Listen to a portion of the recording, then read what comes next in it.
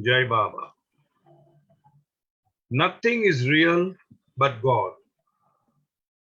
Nothing matters but love for God. God is the only reality. All else that seems real is illusory. God and I are one. Meher Baba. Avatar Meher Baba ki Jai. Thanks to beloved Baba and Jai Baba to all of you. We are reading this wonderful book almost towards the end. Flowing Conversations with the Awakener. And we are on page number 105. This is the first chapter of section 2. Now, last time we had read what is section 2, but I would like Soumya to just read one paragraph concerning section 2, because this was edited after Bal Natu ji passed over in the loving arms of his eternally loving, beloved Awakener. So this is where you read from. Just one paragraph. There were a few more conversations that Bal felt still required more editing work. Bal asked his dear band of friends if they would continue this editing after his passing. In keeping with Bal's wish, these friends joined together to refine his core thoughts into dramatic form in a way that they felt reflected the melody of his original thoughts. The result of these efforts comprise section 2. So far what we have done over the last several months was actually worked upon by Bal Natu himself along with his band of helpers. Then Bal Natu ji passed over, and this is now we are starting the first chapter in section 2, where the thoughts have been kept intact, but they have not been completely edited by Bal Natu ji himself. Just clarifying that part. So we start reading from 105, page number 105. One evening. No. Oh, sorry, Baba. Know you? No, not. No, you know not. No, you know not. Okay. One evening, I wandered down to the meandering stream near my house.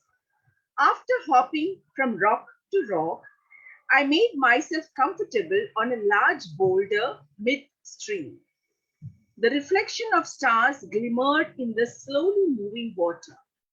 I was struck by the beautiful patterns of entire galaxies contained in the depths of the sky above me. The whole scene inspired wonder in me, and I lay back, taking in the vast panorama. I gazed upward and pondered on how little I know about the great distances that separate the stars. How did these patterns arise? What is the secret of their movements? How long do stars continue to burn and reveal such scenes of beauty over countless ages? After lying on my back for some time, I sat up, delighted to see that you, the brightest star in all the galaxies, had come and silently joined me. The magnificence of your presence completed the heavenly vista. A penny for your thoughts, you said invitingly. I was appreciating the splendor, I answered. So much of this vastness that I see is incomprehensible to me. When I think of it, I feel there is so much to know, and I seem to know hardly anything at all. What you wish to understand is part of a larger work in progress, the ongoing process of science that continues to unfold.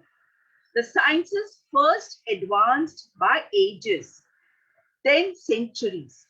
Now, every decade, a revolution in thought changes basic assumptions about the world, and still the cosmos remains a mystery. Those who dare to know the cosmos in its fullest significance look within. This knowing is different from normal knowing. You want to continue? so beautiful. Everything is beautiful. Know you know not. That's the chapter. I'll repeat the whole paragraph, few paragraphs. One evening I wandered down to the meandering stream near my house. Meandering, you know, it's winding, going here and there, meander. After hopping from rock to rock, I made myself comfortable on a large boulder midstream. Very adventurous person, you know. He may not be physically adventurous, but the thoughts are so very beautiful, you know, something to do with the beach, something to do with the jungle, something to do with midstream, with the mountains and all that. The reflection of stars glimmered in the slowly moving water. I was struck by the beautiful patterns of entire galaxies contained in the depths of the sky above me. The entire galaxies are contained in what we call as space. Everything is contained in the space. Baba had said elsewhere that the space is that which contains his own creation. And since he is infinite, the space also is infinite. And the creation keeps on, you can say, expanding ad infinitum. It keeps on expanding every moment. The whole scene inspired wonder Wonder. in me, and I lay back taking in the vast panorama. I gazed upward and pondered how little I know about the great distances that separate the stars. How did these patterns arise? What is the secret of their movement? There are patterns in the sky, stars. We call them constellations. They move as a group, you know, and they are so systematic. They are so symmetrical. They don't just, you know, run wild here and there. Katie, your mic is on there. Katie Mystery. Sorry. Okay. Okay. So there are these constellations. We call it Ursa Major, Ursa Minor. That is the Great Bear and the Small Bear, and Orion the Hunter, and Pleiades and Seven Sisters, and a whole lot of constellations. They keep on moving so rhythmically, without an error over the centuries. They are just in the exact position in the sky. So, what is the secret of their movements? How long do stars continue to burn and reveal such scenes of beauty over countless ages? After lying on my back for some time, I sat up, delighted to see that you, the brightest star in all the galaxies, had come and silently joined me. The brightest planet is Jupiter, and the brightest star is called Sirius. They also pronounce as Sirius, and Cyrus is pronounced as Sirius in Persian. You know, so they're supposedly a brightest star. The magnificence of your presence completed the heavenly vista. A penny for your thoughts, you said invitingly. I was appreciating the splendor, I answered. So much of this vastness that I see is incomprehensible to me. When I think of it, I feel there is so much to know, and I seem to know hardly anything at all. Now, Baba says, what you wish to understand is part of a larger work in progress, the ongoing process of science that continues to unfold. Previously, we used to think that Earth was flat. Now it is proven that the Earth is round. And so many science is advancing by leaps and bounds. Every other day, something or the other is discovered. The science is first advanced by ages, then centuries. Now every decade, a revolution in thought changes basic assumptions about the world, and still the cosmos remains a mystery. Baba had said that in spite of science making progress leaps and bounds, they can never enter into what is known as the metaphysics, you know, the aspects of non science only talks about matter. It only talks about discovering, inventing, whatever externally. So, what is external is just an illusion. What is internal is the reality. And that is what Baba is pointing out over here. Those who dare to know the cosmos in its fullest significance, look within. That means only when you look within, only when we search within, we will be able to know the answers of everything that is to be known. This knowing is different from normal knowing.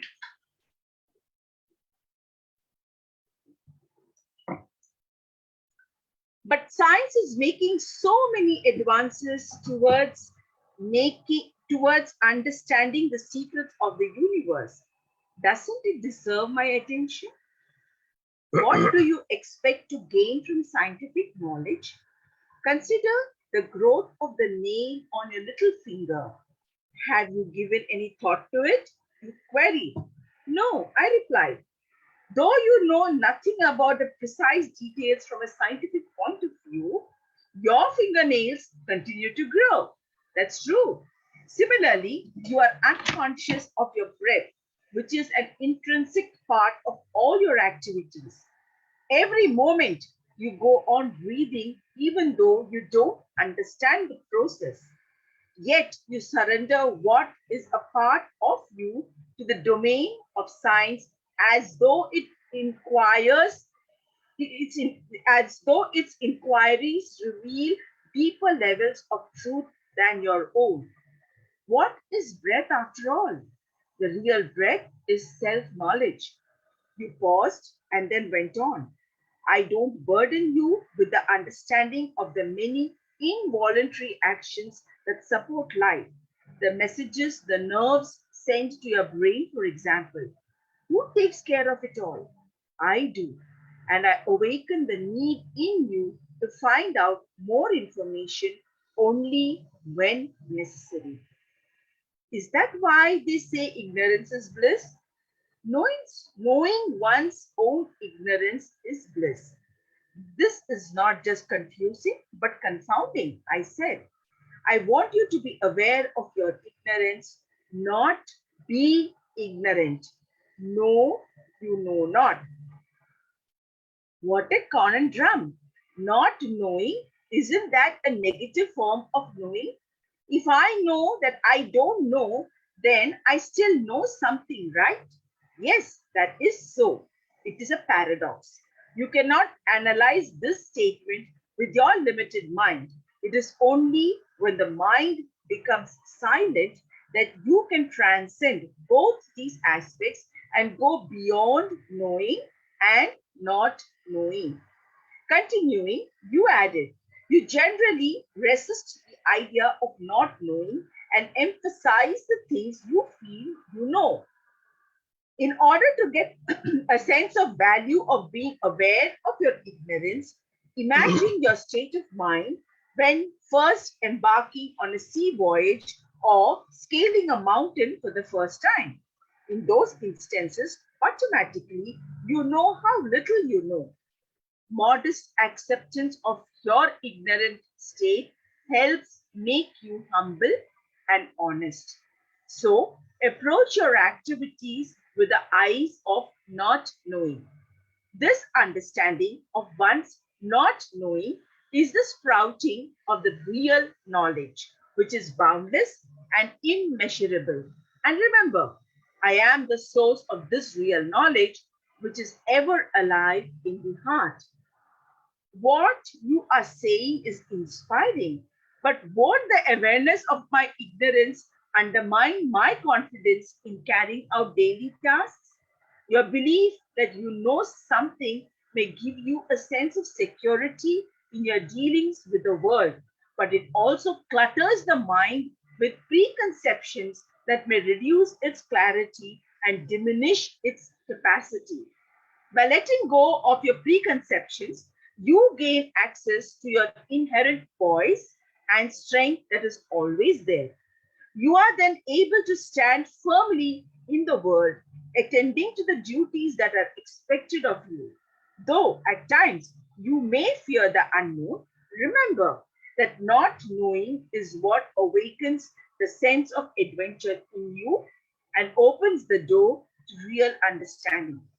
This truth will help you to retain a feeling that you are seeing and experiencing everything afresh as though for the first time. As you spoke, you gestured. The rhythmic movements of your hands and the grace of your posture was truly a sight to behold. Moved by your words, I pray, let me not thirst for greater knowledge, but let my so called knowledge widen the horizons of my ignorance, making me deeply aware of the necessity of being humble in the real sense. The more I feel that you alone know, and the more I know that you alone see, the more I will be able to rely upon you knowingly as a response to the situations in life. You heard my prayer and showed your pleasure with a wink. In that wink of your eye, you were gone. I looked up and beheld the night stars. The feeling that you were still present reduced the distance between me and the mysteries above. In fact, the longer I looked upward, the more intensely I felt that your presence in my heart is my cosmos within me. Okay. Very good. All right.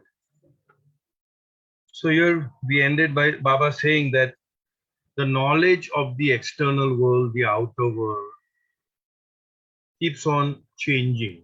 Although we call it a science, it keeps on changing. Sometimes through the ages, through the decades, and now sometimes even every day things keep on changing. So Baba said that knowledge is not of importance. What is important is those who dare to know the cosmos in its fullest significance, look within. Everything is within us. This knowing is different from normal knowing. Elsewhere, Baba has emphasized so much about within, looking within. Everything is within, to a point where Baba says that all the planes of consciousness, the entire cosmos, the stars and the planets, the so-called masters and everything is within you. Now, when Baba says everything is within you, the normal thought process is within this particular body. But when Baba talks about the you, he talks about the real I, the real you. We can call it the soul, the self, the one, or whatever it is. So everything is within. And elsewhere again, Baba had given this example that there is no such truth or reality in the external world. Because in order for a thing to be real, it has to be constant, it has to be consistent, it has to be perennial, and it has to be the same for all. Same for all. But each one of us experience the cosmos, that is the creation, that is the outer world, differently. In other words, we experience the cosmos externally based on our internal subjective mind or our internal interpretation. Somebody who is rich and healthy and in all ways endowed with so many things, he feels that the world is beautiful. Somebody who is sick and ailing and has no money and doesn't have money to eat food and all that will think that the world is very cruel, the world is very it's absolutely degrading, etc., etc. So in other words, we all, through our own subjective mind, which means based on our past karmas or samskaras, create our own universe. Every day, when we come out of our sound sleep state, the first thought is of I, and then everything connected with the I. So we are the Brahma, we are the creator of the cosmos.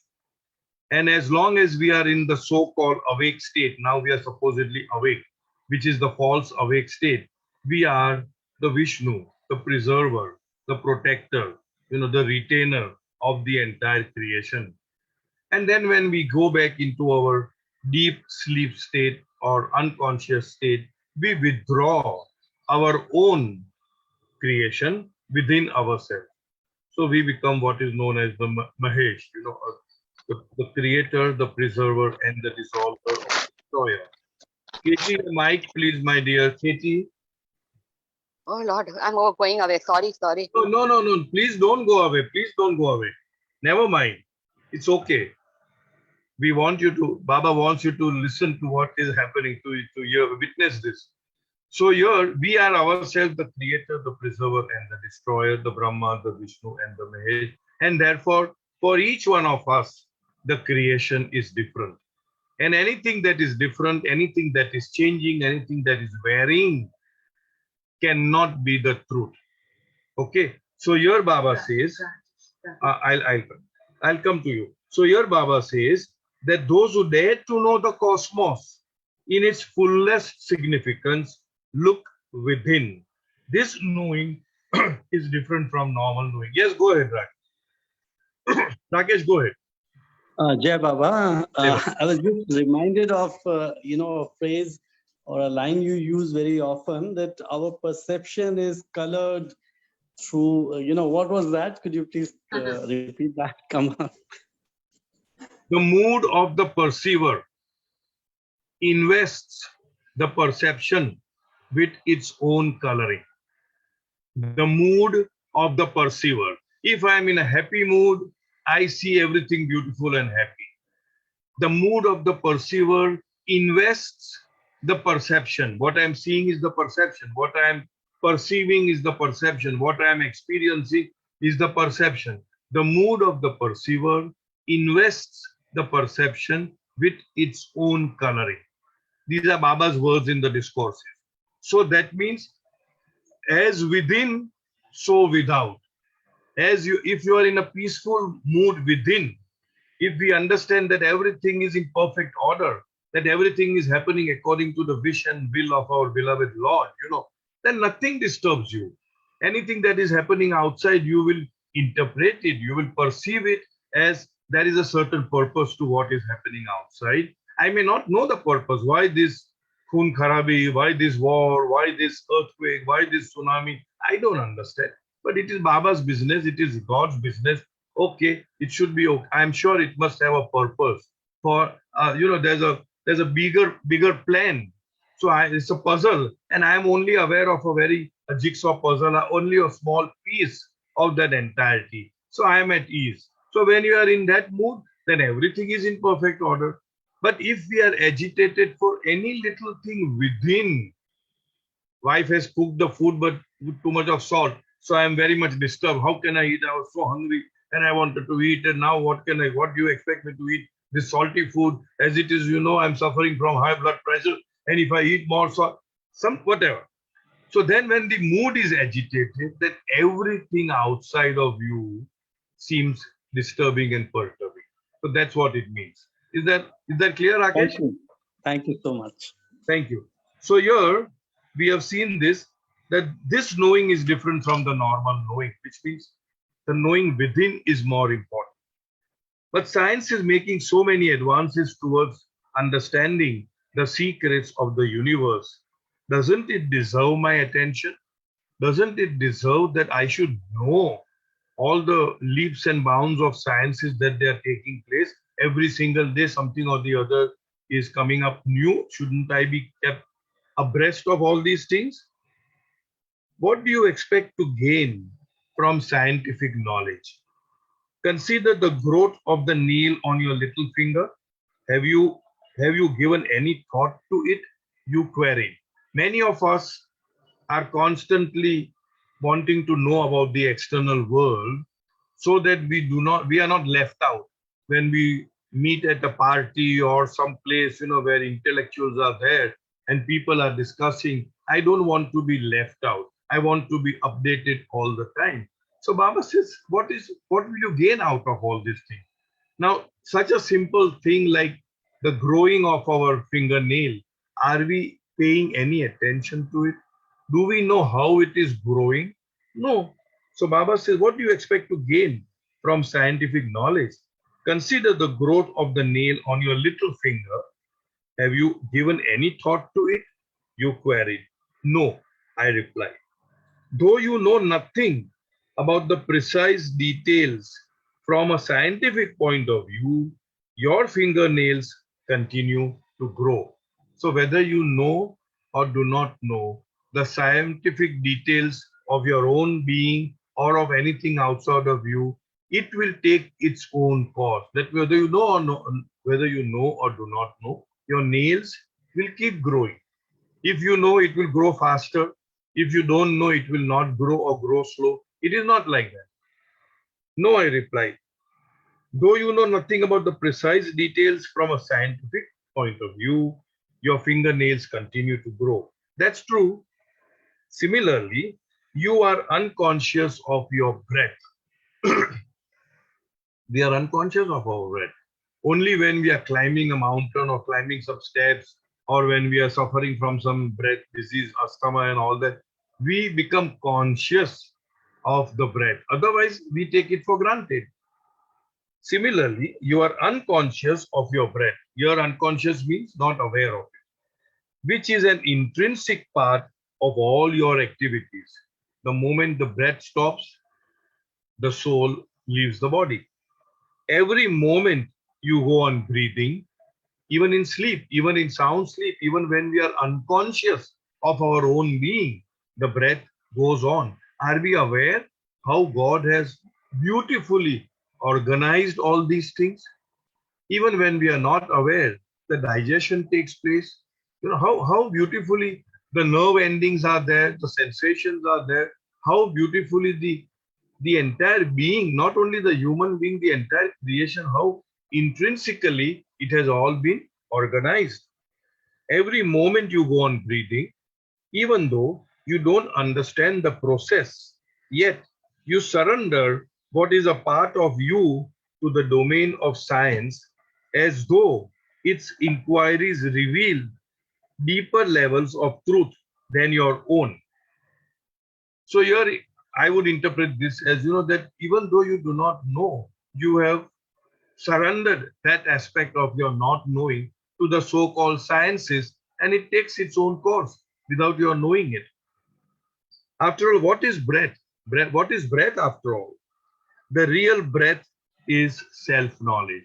So what is the meaning of breath? What is the purpose for which breath is given to us? The purpose is to come to self-knowledge. Whatever you call it, aham brahmasmi, analha, soham, God realization, self-realization. Just as what is the purpose of creation? We have done it over and over again. That creation is nothing but a divine incubator, a spiritual incubator, in which the consciousness incubates and becomes perfect. Everything that is in creation has one goal. Every experience that we have in our life, day in and day out, has but one goal: to awaken us to the truth. And in the same way, what is real breath? The real breath is to come to self-knowledge. That is the purpose of the breath. Otherwise, the breath has no other purpose. You paused and then went on. I don't burden you with the understanding of the many involuntary actions that support life. There are so many, many, many involuntary actions that support our life. How do we hear? How do we smell? How do we speak? How do we taste? How do we touch? How the digestion takes place? How when you touch a hot fire, you immediately remove your hand. Why?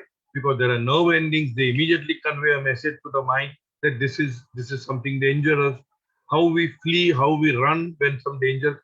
All these are involuntary actions which we are not aware of. And so Baba says, I don't want to burden you with all these things. Baba says, I don't burden you with the understanding of the many involuntary actions that support life. The message is the nerves send to your brain, for example. Who takes care of it all? Who takes care of all this, the minutest of things that is happening, not just in a human form, but in the animal, in the creature, in the ant? Who takes care of all this? Baba says, I do. And I awaken the need in you to find out more information only when necessary. That means only when it becomes necessary, I create that need in you to find out more about the involuntary activities and actions that is happening all within you and all about you. Is that why they say ignorance is bliss? So the author is asking, ignorance is bliss means I do not know anything and therefore I am in a blissful state. That is the state, that is the statement we all say, ignorance is bliss. So here Baba is correcting. Knowing one's own ignorance is bliss. Ignorant, knowing that you are ignorant about these things, about so many things, that is bliss. That's what Baba says. This is not just confusing, but confounding. What is it? What is Confounding, confused and surprised. Confused and surprised. Okay. Confounding, Swami has given a meaning, is not only confused, but you are surprised. This is not just confusing, but confounding, I said. And I'm sure it is for each one of us.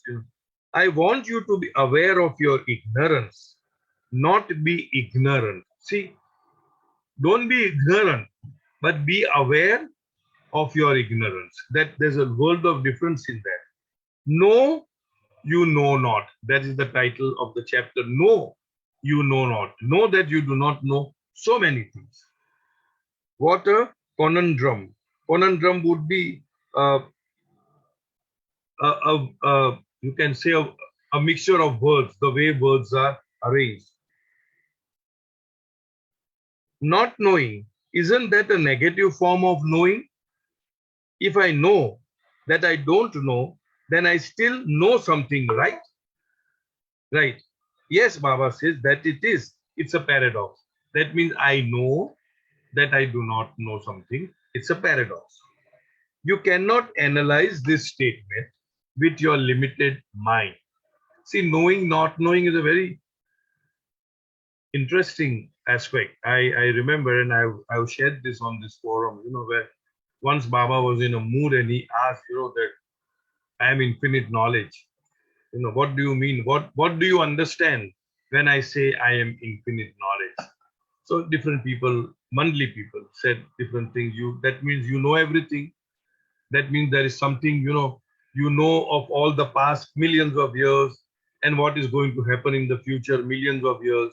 You know what I'm going to think, say, a few lifetimes after this, and so many other answers were given. And then Baba gave an absolutely brilliant answer, that infinite knowledge means that there is nothing to know. There is nothing to know. Now, if we analyze it, when we say there is something to know, what does it mean? That means there is a person who wants to know something. There is a process of knowing, knowingness, you can say. And then there is an object which you get to know. In other words, when I say that I know this, it means I, as a seeker of knowledge, the process of knowledge, I trigger a process of knowledge, and then I know something. So here Baba says there is nothing to know means I am knowledge itself. Everything that is me. And when I am that, where is the question of knowing? Because knowing means there's a process of knowing. So that was, I would say, a very brilliant answer, that infinite knowledge means that there is nothing to know. So coming back to our reading, yes, that is so. It's a paradox. You cannot analyze this statement with your limited mind. It is only when the mind becomes silent that you can transcend both these aspects and go beyond knowing and not knowing. See, knowing is in the domain of illusion. Not knowing is also in the domain of illusion. Illusion is sustained by the mind. And once the mind is annihilated, then you go beyond the domain of illusion. That means beyond the domain of knowing and not knowing.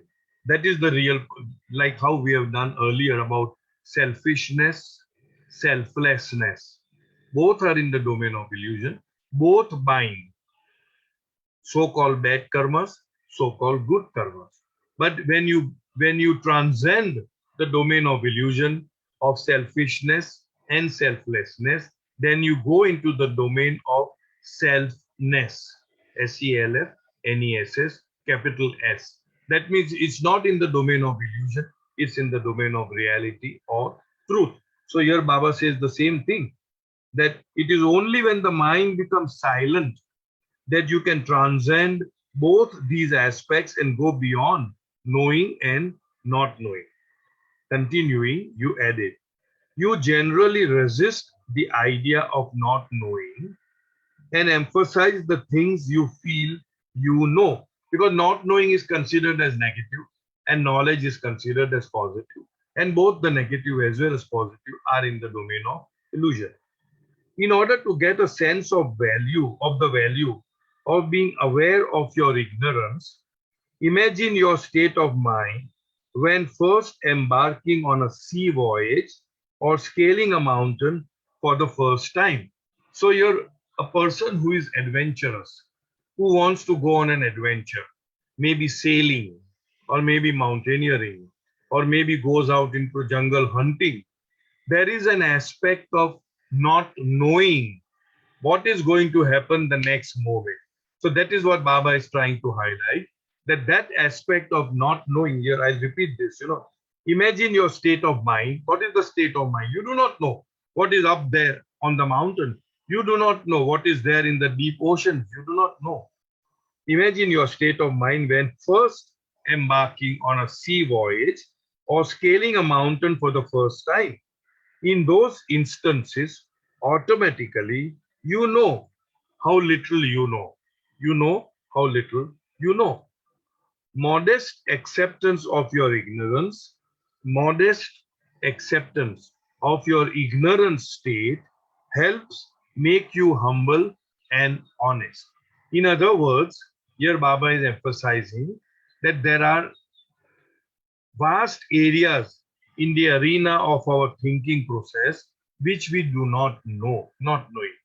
So one should accept that with humility and with honesty, that this aspect I am not aware of, I do not know. Modest acceptance of your ignorant state helps make you humble and honest. So approach your activities with the eyes of not knowing. So whenever you are embarking upon any activity, you approach it first with the eyes of not knowing. I don't know what is going to happen next. I just something, the thought came to my mind that when Baba first entered Mehrabad, right, in 1924, 23, I think that was in the month of May, Rustam's wedding and all. So they did not know what sort of place it was, There were snakes, there were scorpions. People had to take care. Any moment a snake may just erupt and all that. So in other words, it was an adventure. And then they were so much, in a sense, fed up that they said it's not worth staying over here. And then they went to Karachi and other places and came back and again went. In other words, whenever we embark upon a new activity, be honest, be humble, and have that set of mind that I do not know what is going to happen. That will keep our awareness very much on the, as we say, tip-top condition. So here Baba says, so approach your activities with the eyes of not knowing. This understanding of one's not knowing is the sprouting of real knowledge. That means when you approach an activity with the understanding of not knowing, you try to hone all your, capabilities and aptitudes and attitudes, that you are very alert, you are very aware, you are very mindful of all these things. And automatically that very frame of mind, Baba says, will sprout. It's a sprouting of real knowledge, which is boundless and immeasurable. And remember, I am the source of this real knowledge which is ever alive in the heart. This real knowledge is ever alive in the heart, but it has been camouflaged, it has been covered up, it has been geared, by all sorts of non-knowledge or whatever you call it, samskaras or impressions, as a result of which, although the knowledge is there, we are not able to access it. Although the bliss is there, we are not able to enjoy it. We are suffering because of the presence of samskaras. What you are saying is inspiring, but won't the awareness of my ignorance undermine my confidence in carrying out daily tasks? See, when I am aware that I am ignorant, wouldn't that be a negative impact on me for carrying out my daily task? Wouldn't that be undermining my confidence in taking on any project or any such thing? So here the awakener says, your belief that you know something may give you a sense of security in your dealings with the world. There is a certain part which I know, and there is a certain part which I am ignorant of, and I know that I do not know. So the author is highlighting that aspect of I do not know. So wouldn't that undermine my ability to do it, my self-confidence? And here what the awakener is saying is that your belief that you know something may give you a sense of security in your dealings with the world, because the author has highlighted the knowing aspect.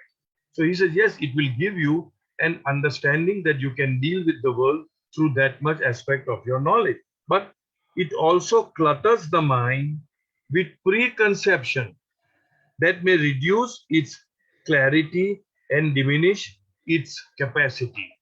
So here my interpretation would be that whenever we approach any subject or we approach any endeavor, any attempt from the standpoint of I know, this I know, what happens is that it does not give us the scope or the clarity to expand beyond what I think I know. What Baba is trying to say,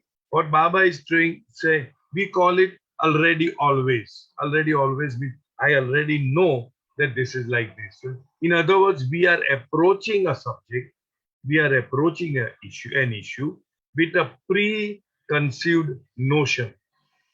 And where does this preconceived notions come from? From our past experiences with that person or place or thing or issue. So when you approach something which I already know, which from the platform of already always, as we say, or from the platform of a preconceived notion, then you are closing the doors for something to sprout, so for the clarity to sprout, or for yes, spontaneity, something to sprout naturally. We are closing that door. That's what I feel. Yeah, I feel Baba is trying to convey. I'll read this again. Your belief that you know something may give you a sense of security in your dealings with the world, but it also clutters the mind. It has cluttered the mind with preconceptions, preconceived notions that may reduce its clarity and diminish its capacity. Because you say, oh, I know. So it is diminishing the capacity of your mind and your awareness and your mindfulness to know something more or something beyond what you already know. By letting go of your preconceptions, you gain access to your inherent poise and strength that is always there. In other words, we have been doing this again and again. In other words, one needs to approach the person or a place or a thing or an issue objectively and not subjectively. That means without any preconceptions, If you approach an issue, you will be in a state of poise and you will be able to handle those situations more impactfully because you are not carrying the clutter or the load of your past experiences connected with that particular person or thing or place or issue or whatever that may be. This is how I would interpret Baba's words. That means he's saying that every moment is a fresh moment, every issue is a fresh issue, and when you approach it with the aspect of openness, with the aspect of poise, then you will be able to handle it more powerfully. I'll again read this. By letting go of your preconceptions, you gain access to your inherent poise and strength that is always there. You are then able to stand firmly in the world, attending to the duties that are expected of you. If there is a preconceived notion, that means if you're carrying the load and the clutter of the past, then you see things with a colored spectacle. Your spectacle is there, but it is colored red, blue, green, white, not white, yellow. And when you see it through those spectacles, opticals, then you will see the object colored. That means you are not seeing the object as is, but you are seeing it through your past experience, past perception. And that is what will hinder your attending to that issue more powerfully, more impactfully, more unadulterated manner. I hope I am able to convey what I wish to convey. So basically what Baba is trying to say is be in the moment and approach every instance, every issue as an independent separate. Yes, you may carry forward the lessons of the past, but not the load of the past. It's like that. You are then able to stand firmly in the world, attending to the duties that are expected of you. Though at times you may fear the unknown, remember that not knowing is what awakens the sense of adventure in you and opens the door to real understanding.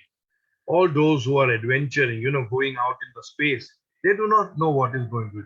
So that's a spirit of adventure. Mountaineers, as we said, sea voyagers, as we said, they have got the spirit of adventure, and they know that they do not know, and that is what makes them strong. That is what makes them very alert, very aware, very mindful, and that is from where springs the knowledge. This truth will help you to retain a feeling that you are seeing and experiencing everything afresh, as though for the first time.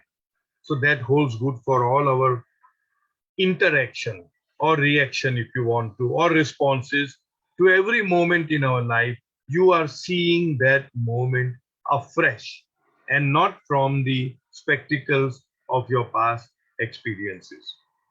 As you spoke, you gestured.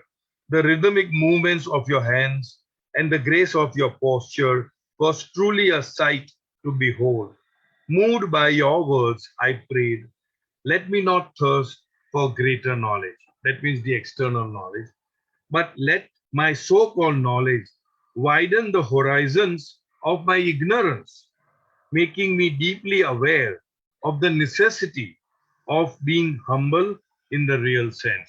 That means the more you know, the more you know, the more you know that you do not know. That means the more you know that there is much more to know, and that humbles us. The more I feel that you alone know, and the more I know that you alone see, the more I will be able to rely upon your knowing as I respond to the situations in life. That means, in other words, we know that everything is in perfect order. We know that everything is happening by the wish and will of the Lord. We know that I do not know why things are happening because there's a huge jigsaw puzzle, and my vision is very limited to a certain pieces in those puzzles and not the entirety. And therefore, my interpretation of what is happening could go wrong. And therefore, I rely totally and wholly on whatever you are doing with creation and with everything about life. You heard my prayer and showed your pleasure with a wink.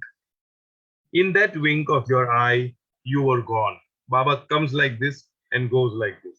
I looked up and beheld the night stars. The feeling that you were still present reduced the distance between me and the mysteries above. That means his presence reduced the distance between me and the mysteries. In fact, the longer I looked upward, the more intensely I felt that your presence in my heart is my cosmos within. That means his presence in our heart is the cosmos within. And Baba has said this. It is not that you are within the cosmos. The fact is that the cosmos is within you. We just did that before. So here we end this chapter. If there are any questions, Janice is there. Janice would like to again remind each one of us about the housing. But before that, if there are any questions, anything to ask, anything to share? Nothing. Great. So Janice, take over.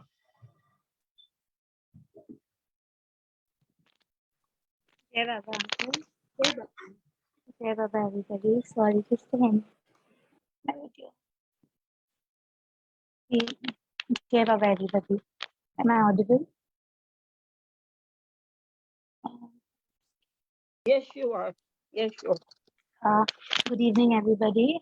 Just a little reminder for our Bombay Center event, Baba Housey, which is scheduled for tomorrow, 5:30 p.m. onwards. So if anybody yet to participate and send in your entries, please prepare the ticket, Housey ticket, and send it to us on Victory email ID, which is provided in the instruction sheet. So if anybody has not received the WhatsApp message yet or need further clarifications regarding this, please feel free to connect with either me or anybody. If you need my number, you can take from Cyrus Uncle or anybody. And I can also leave it on the chat box here. So it's a simple thing. You prepare the housey. We have given 50 words. You have to choose 20 words, 5 columns and 4 rows. And just make sure your name is mentioned on the ticket for us to identify who is the participant, and email it to us, a clear shot. So tomorrow we start at 5:30 and housey will be conducted by Cyrus Uncle. And yeah, it will be some info along with fun time. So please do participate, and anybody can participate. So please spread the word and request all to participate. Thank you very much. Thank you, Uncle. Uncle, mute. Uncle, you're on mute.